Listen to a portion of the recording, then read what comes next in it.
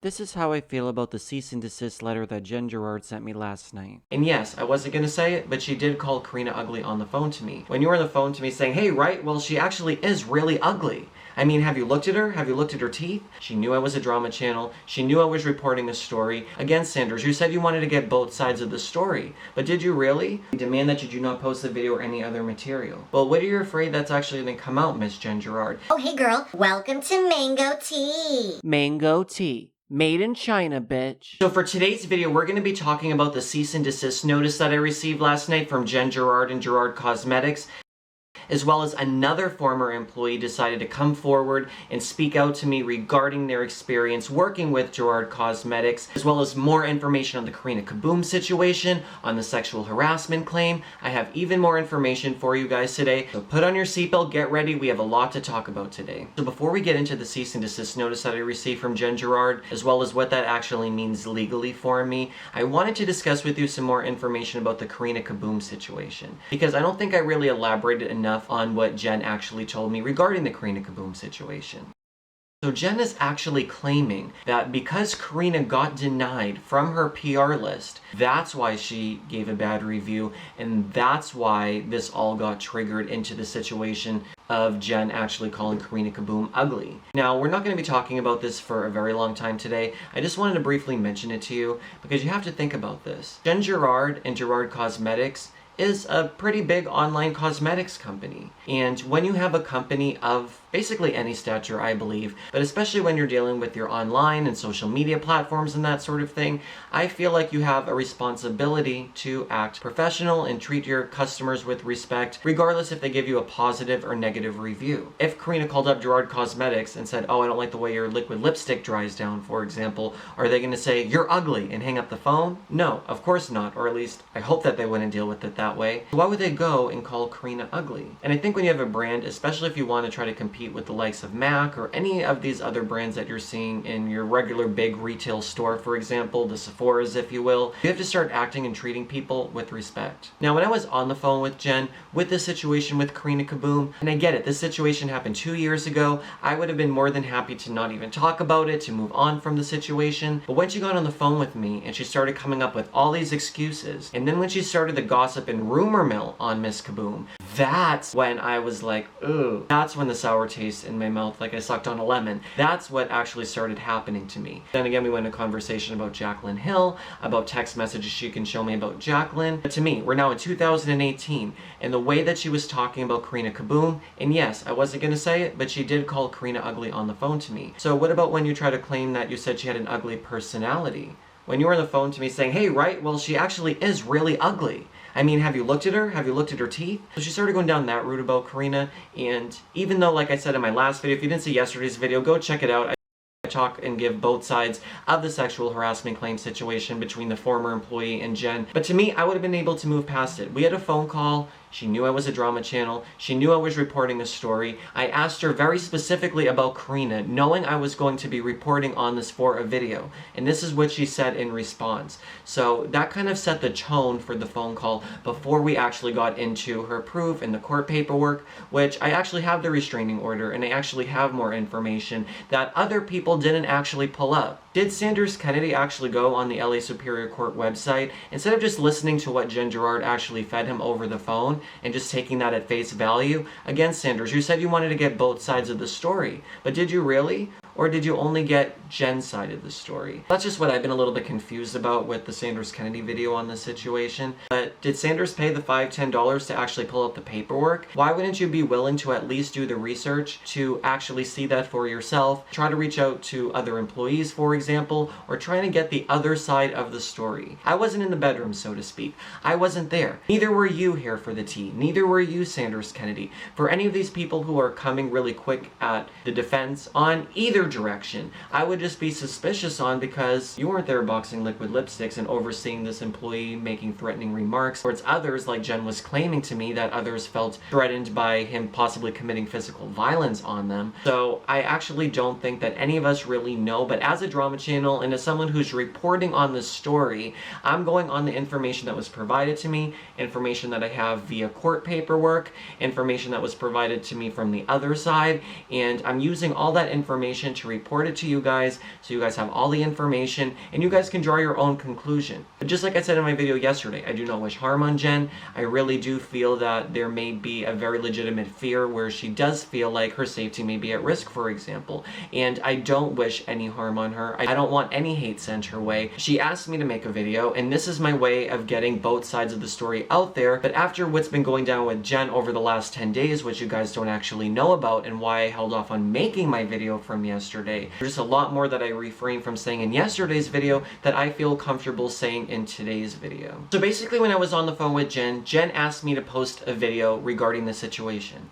And like I advised to Jen on the phone, I'm not going to disregard his side of the story. I'm going to tell both sides of the story. It's not fair to tell one side, and she didn't appreciate that I told his side, for example. But regardless if you think it's true or false, it's not fair just to tell one side of the story. And I only got one side of the story in my original video, so I took it down. And again, I apologize to Jen and Gerard Cosmetics for not getting her side of the story in the initial video. So just like Jen and I discussed on the phone, I mentioned that I would be making a new video. Now, Jen knew all along that she was talking to a drama channel, and I know for a fact that Jen was talking to several different individuals before talking to me. Like I showed in yesterday's video, she was emailing me around 3 a.m. LA time, and obviously I'm based in LA as well, and I was asleep. I'm not awake at 3 in the morning to answer emails, phone call, or anything such as that, right? So when I was on the phone with Jen, she advised me that she already spoke to 2 of these other beauty makeup influencers online. Here are the 3 different beauty influencers that Jen Gerard spoke to regarding me. And she admitted that she was trying to get more information on me. Now this is the CEO of a big brand, and here she is Engaging in YouTube drama, for example, and calling other people and Instagram influencers, trying to play the whole entire YouTube game. Now, I don't get why she just didn't wait till I woke up at 8 or 9 in the morning to talk to me first before talking to other individuals. But in her defense, I went on camera and made a video without getting her side of the story. So I guess at that point, anything really goes. Now, after I got off the phone and for the next several days, I was really trying to think, how do I do this video and how do I present it in such a way that doesn't necessarily provide any danger to her or any perceived danger that she may feel that it may bring on by talking about the situation, for example? Do I want to make the video? Or do I just want to go on social media and put out a statement and say there's 2 sides of the story I shouldn't have gotten involved in? And as we all know, it's a very messy situation between the 2 of them. As I've noted before, she hasn't denied that they were in a relationship together. I saw text messages that they did sleep together, and I do think that it was a relationship that went south. She didn't necessarily know his true character to begin with, and then things kind of fell into such a way where the stalking behavior and all that sort of stuff kicked into play. So then over the course of the last week, I had some of Jen's influencer friends, for example, reach out and ask me for the email that the anonymous source sent me regarding the sexual harassment claim, and I didn't necessarily know how to deal with this situation. I didn't know if I'd get pulled into the court case, if it was going to be seen as evidence in some way, for example, but I decided that when I make my video, I'm going to put the email in there. I'm going to put all the information I have so that there's one video with both sides of the story and all the information's actually out there. So with regard to this anonymous email that Jen is asking me to turn over to her, where she feels that this email is putting her life at risk, all the email is, just like you saw it in the video yesterday, is that she's the subject of an administrative proceeding. Just the fact that there's an ongoing complaint against her. Now, any of these other drama channels are giving commentary on this situation. I got involved into this situation when an anonymous source emailed me the sexual harassment complaint. I got dragged into this mess, and I got on the phone with Jen Gerard, saw all her proof, and all her text messages, and all that information, for example. So I'm just doing the best to present both sides of the story from all the information and research that I have done. And here's the thing, guys, I'm not a mouthpiece. She could shower me with compliments, she can buy me gifts, Gucci shoes, a brand new poodle. It doesn't mean that I'm going to then only tell her side of the story, or I'm not going to actually do justice by both sides. So with regard to the cease and desist letter, so I was promoting yesterday's video on my social media pages by posting the thumbnail of the video and saying that the new video was being uploaded to go live onto my channel tonight. And in the thumbnail of yesterday's video, there was a photo of Jen Gerard, as well as with Karina Kaboom and Jaclyn Hill on the other side of the thumbnail. And that's what I believe set off Jen Gerard to send me her cease and desist letter. This is what a cease and desist letter is. Denoting a cautionary notice detailing the sender's complaint of alleged wrongdoing by the recipient and threatening legal action if the offending activity is not stopped. Here's the facts of the matter in the situation. I talked to Jen Gerard on the phone and we discussed that I'd be putting out a video to present both sides of the story, non-biased, just to show both sides of the story to give each person an equal chance to be heard out. I listened to one side as well as the other side, and my job as a drama channel is to present that information forward to you. Now, I don't think the cease and desist letter came in because Jen was upset I'd be posting my new video. She was upset because there was Karina in the thumbnail as well as Jaclyn Hill. Now, as we all know, in my opinion, Jen's brand got a very poor image after the Karina and Jaclyn Hill situation, and she doesn't want any of the other information out there. Well, then maybe you shouldn't be talking to drama channels, for example. You then shouldn't go and spread more gossip and rumors about Karina or Jaclyn Hill. And I do think if you were sincerely apologetic about the situation, I would have never brought it up. It's not something that I actually care about. It's not something I lose sleep over. I can give people a second chance. If she said this was something in my past that I'm really regretful for, I could acknowledge that. But then when she went and started gossiping and spreading more rumors, it was actually doing the opposite effect of what she was hoping. So I printed off the cease and desist letter, and we are going to be going over some of the points today. Here are the 3 pages of the cease and desist letter that Jen Gerard and Gerard Cosmetics sent me. If you'd like to read it in full, you can pause this video or head on over to my social media to see it. They said that they further demanded that I remove immediately and permanently the false, misleading, and defamatory YouTube posts about Jennifer Gerard. Well, I challenge you, Jennifer, to point out exactly what is defamatory about what I said in my video. It's the fact that there is an EEOC complaint against you by your former employee where he claims that you sexually harassed him. That's just a fact. Whether you agree with what he actually said in his complaint or not, that doesn't make it defamatory that I actually am telling the story about that guy's side, for example. It's almost just kind of like when you watch the news, for example. You assured Miss Gerard that you would immediately post a video retracting the initial post. No, I did not say that I would retract the initial post. I said that I would present both sides of the story and do an investigation. I didn't tell her I was issuing an apology video, for example. Am I apologetic I didn't get her side in the beginning? Yes, I admit to my faults when I'm wrong. But I did not say that yesterday's video was going to be an apology to Gerard Cosmetics or Jen Gerard. They said that there was a series of provocative, incendiary, and threatening posts. If something's provocative, for example, if you guys go in the comment section and you leave a provocative comment, that's not illegal. You guys are expressing your free speech to say what you want, to feel what you want, and you could express that on my channel as long as you're not saying something that's false, for example. But slander and defamation only occurs when something's not true. It doesn't occur just because you say something that someone doesn't want out there. If you commit the crime, for example, you're going to do the time. If you don't want it out there about, say, the Karina Kaboom situation or calling someone ugly, then you don't call them ugly to begin with. Am I right on that? Then the cease and desist letter goes into more information about the restraining order that Jen has on this former employee, but that doesn't necessarily concern me. If he's violating his restraining order, for example, or they have their own personal different things going on, it doesn't mean I can't come on camera and report about the situation. Now, I did get my hands on the actual restraining order, and again, this is public information. Is a restraining order public record? Can it be viewed by anyone? You can view the restraining order by going to the courthouse and paying the required copy cost to obtain a copy. Such an order is a public document unless the court file is sealed. You can find that out when you ask the clerk for the copy. You will need the court case number, the name of one or both of the parties, and the proper amount to pay for the copies. You can easily go to the Los Angeles Superior Court and pull up these records and get all the information for yourself. Now, in this restraining order, Jen outlined some of the different points that she felt was threatening her and her safety. Respondent made numerous threatening statements to petitioner such as, "God is going to strike you down. You will get what's coming for you. You should be looking over your shoulder. If Gerard Cosmetics writes me up, I will make sure you regret it." The threatening nature of these messages is illustrated by 2 examples. "LOL, keep playing with me. You heard what I said. You're going to learn to leave me alone. Before this is said and done, I'm going to give you all an actual reason to hate me for real." Now, I know she has hundreds of different text messages from this individual because I was on FaceTime with her and I did see all the different text messages that she was going through. Now, are those the most threatening comments that actually made it to the restraining order? Because if you think, if there was a statement that was very direct that said, "I am going to kill you," for example, that would obviously be in the restraining order. "God's going to go and strike you dead." Does that mean that that person is a danger because they said God's going to strike you dead? I really think that we have to see it in a full picture. We don't know all the different conversations that Jen had with this individual. I'm just solely presenting the information and giving you commentary on the situation. They say, it has come to our attention that you are planning to post a second video at some point today. If the video you plan to post today is anything other than a retraction of the prior video, we demand that you do not post the video or any other material. Well, what are you afraid that's actually going to come out, Miss Jen Gerard? This is before my video came live yesterday, probably like 3 or 4 hours before my video actually hit the internet. Maybe you should become more professional and change your business practices so that these situations don't occur in the future for you when you actually do right by people. So after I got the cease and desist letter, it started making me angry.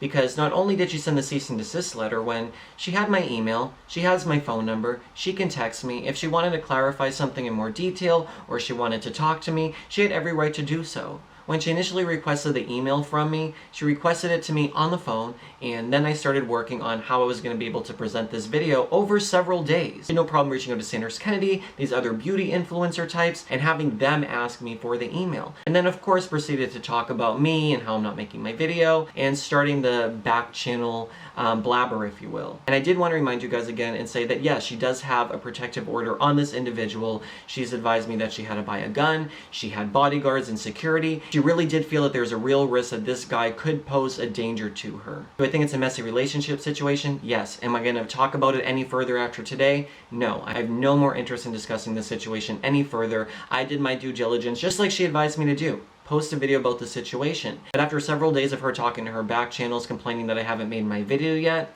You got your video, girl. I do wish her all the best. I do hope this guy gets incarcerated, doesn't pose any threat to her. But like I've said, there's 3 sides to every story. His side, her side, and the truth. So just keep that in mind. Now last night, after posting my video, I did get an email from a former employee of Gerard Cosmetics who wishes to remain anonymous, who did bring up some very interesting points about this whole situation that I'd like to present for you guys. Jen took Sean on a European vacation disguised as a business trip. She told everyone he was her assistant and driver, but all the employees thought he was her boy toy. But when they got back from Europe, all of a sudden he's not her driver assistant anymore, he's a warehouse worker. Nobody was scared of him. He was not intimidating. He was quiet and kept to himself until she started blanking with him, and he started talking. He says he slept with her once, and she told him that if he was in a relationship with her, she could take care of him, and he wasn't interested in that. We just know that one minute he was the shining trophy that she had, and the next he's common folk being treated just as blank as the rest of the warehouse workers. 2. Jen stood in that warehouse talking to him for 2, almost 3 hours, and offered him $20,000 to leave. Everyone was whispering about and wondering what she could have possibly been talking to him about. Later on, when Sean started talking, is when we learned that she offered him $20,000 to walk away. 3. She did not move because she was scared for her safety. She moved because her business isn't making the money that it used to make, because customers no longer support the brand after Karina Kaboom Jaclyn Hill, Gerard Cosmetics, has been taking a nosedive. She only sells whenever she has a sale. Otherwise, no one is buying her overpriced makeup, which is old as hell because it doesn't sell well enough to be fresh. So she had to downsize. She is unapologetic with the Karina Kaboom situation. Jen uses her staff to protect her. Her staff is so afraid of her that they do everything she tells them to do. She hired security and started bringing her dog with her to paint the picture that he was dangerous. Nobody thought he was dangerous. But when she has her security after he was fired, that's when we all got a little scared of him. But before that, nobody was ever scared. 4. Her staff is underpaid and have been loyal to her, and she won't give them raises. Her staff live like peasants, and she would rather go to the spa and salon and buy cars than to make her employees live better. She makes her employees promises, and they hang on to every word, waiting on things to get better and raises to come, and it never happens. She treats all of her managers like a puppet to carry out her agenda against other employees. 5. She is very manipulative, and if people are asking you for pictures or to forward emails, you are right, she is behind that. She was in car sales, so she knows how to talk a good game. 6. She is all about looking good on the outside, but rotten on the inside. 7. Her religion is a joke, and it gives her something to hide behind so that she can convince herself that she is holy and carrying out a good work of God. 8. Most of her upper staff come from her church. Her HR manager, who knows nothing about being an HR manager. One of her warehouse managers, who was Sean's bosses. Her office manager, who's he wife of Sean's boss, and they are all really good friends or church family with the HR manager, and several other employees are her, quote, church family, quote. 9. Sean's manager knows the whole scoop, but he and his family live in one of Jen's old houses. Rent-free is the rumor. So he couldn't break silence, even if he wanted to, because he has too much to lose. 10. Her HR manager is the pastor's wife at the church she attends. You do the math. 11. Her managers are complete blank, but since they are church family, they get away with murder. Now, of course, I want you guys to form your own opinion about this situation, but to me, this email really does give me a couple more puzzle pieces for the big overall picture. And I really do tend to believe it. So for me, and after doing research over the last 10 days about this situation, I think that I have a pretty good understanding of this situation. From what I initially found out, all the way up to today in present time, I think I do have a pretty good gauge of Jen Gerard and Gerard Cosmetics, as well as all the different other people who kind of fit into this picture. And I've seen it firsthand, especially with other drama channels, how they will latch onto one idea and they will take her word at face value that any other information in the situation isn't true or a conspiracy. I don't think that we should be so quick to discount all the other information that's been presented when looking at this situation. It initially presented itself to me as employee versus CEO and not ex-boyfriend and ex-girlfriend who employs ex-boyfriend. But this story actually went into all these different directions, and I think that I finally came to a better understanding of what's actually going on here. And again, I'd love to hear what you guys think in the comment section down below, so leave me a comment, as well as to make sure you're subscribed to my channel and clicking that little bell icon. That's going to notify you when I make a new video, and if you don't want to miss any of the latest developments in YouTube drama, make sure you click subscribe as well as the little bell icon. I love you guys, thank you so much for watching, and I'll see you on my next video.